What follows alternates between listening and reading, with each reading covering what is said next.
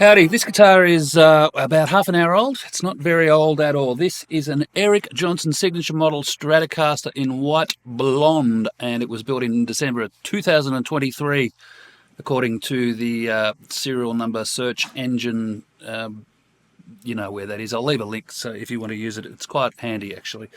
This guitar, I have a lot of Stratocasters, some of which are on the wall around me. I've wanted one of these for a best part of a couple of years, but I haven't been able to afford one because I've been building all of this.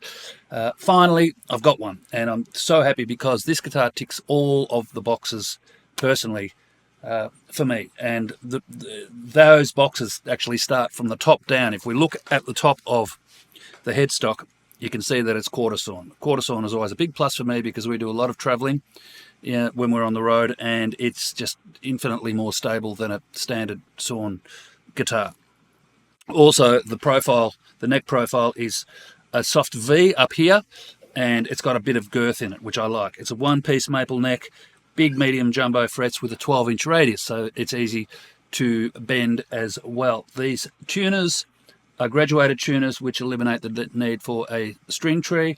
That means they've got exactly the right tension over the nut brake there, and it stays in tune perfectly. So, yeah, from the very top down, it's really good. The body is an Elder body. It's a reasonably lightweight Elder body. I wouldn't call this a light Stratocaster. It weighs in at 3.6 kilograms, which is not heavy, but it's not light either, so it's medium weight. One-ply parchment pick guard. The neck, by the way, is one-ply, and it has beautiful rolled edges, so it feels infinitely comfortable to play. It's gorgeous, and the frets are finished perfectly. I haven't set this up. It's just come straight out of its quite good-looking case. Standard Fender American original vintage-style bridge, which has actually been bolted down. If we have a look underneath, we've got 5 springs, according to Eric's specifications. No screw holes for a plate because don't need one. If you want to adjust these guys, just get straight into it. 5 springs.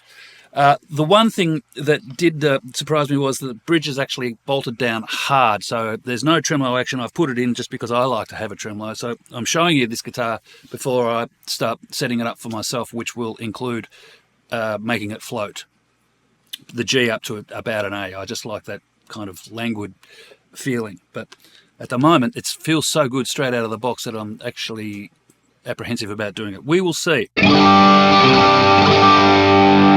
That sound is a Marshall Super Lead Plexi in the Axe-Fx, and that's basically what I use on stage, so that's why I'm demonstrating this guitar in situ kind of thing today.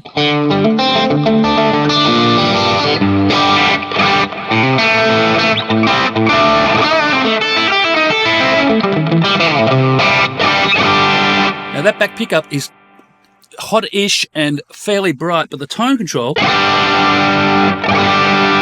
is really handy because it tempers all of that hairiness and the spikiness without cutting into the whole effect. It's a bit hard to explain, but it works well.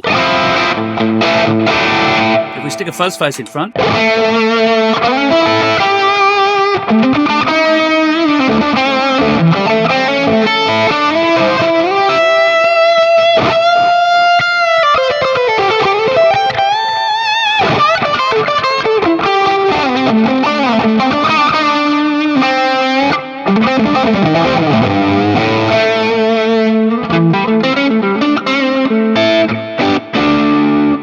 beautifully articulate pickups. The pickups are specifically wound to Eric's specifications. I'm not sure what he referenced them from, but gee, they're good. If I turn that fuzz face off and just back it off a bit,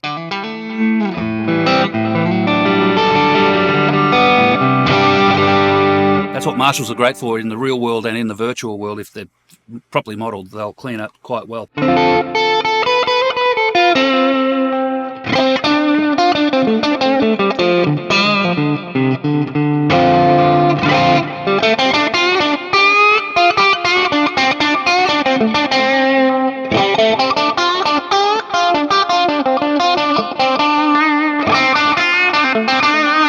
Yeah, so that back pickup's got a bit of poke, it will grunt when you want it to.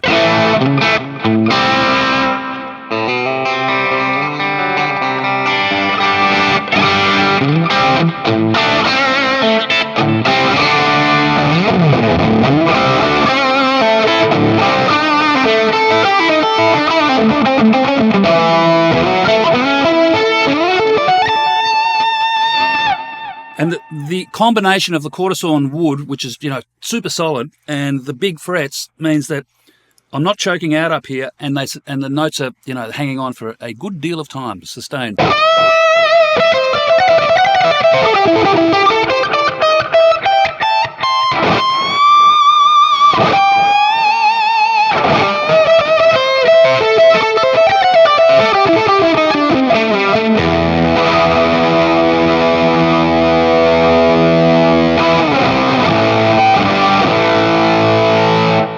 Other things I love about it are the 50s contours that have been cut away into this belly cut, which means that blokes that could lose a few pounds like me are going to find this a little more flattering and comfortable to work with on stage, which is where this guitar is going to be primarily used. I'm going to take it on tour immediately. We're only 6 months into a 12-month tour, so this is going to do the rest of the tour.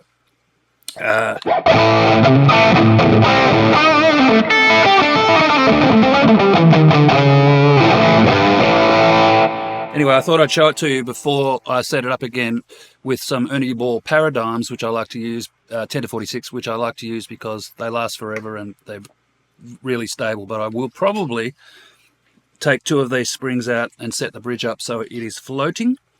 The nut is bone, so it's doing a wonderful job, and it's cut perfectly as you would expect. So really, I think, you know, I own quite a few recent release Stratocasters next to the custom shop stuff, which is at least twice the price.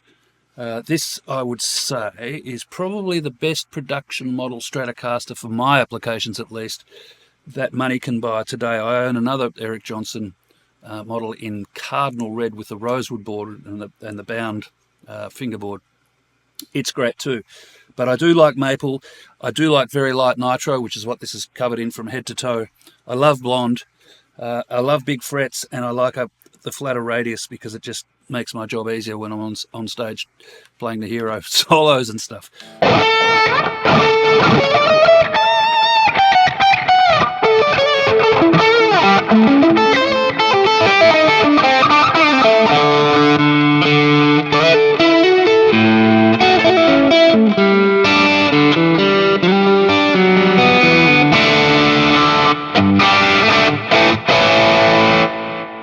December 2023, Eric Johnson Signature Stratocaster. Glad it's mine. Come and see our gigs, James Rain Band, if you've got nothing to do. You'll see this on stage. And once I do set it up to my specs, I'll come back and I'll do another video to show you how stable or unstable it is. I expect it to be the former. Thanks for watching. See you soon.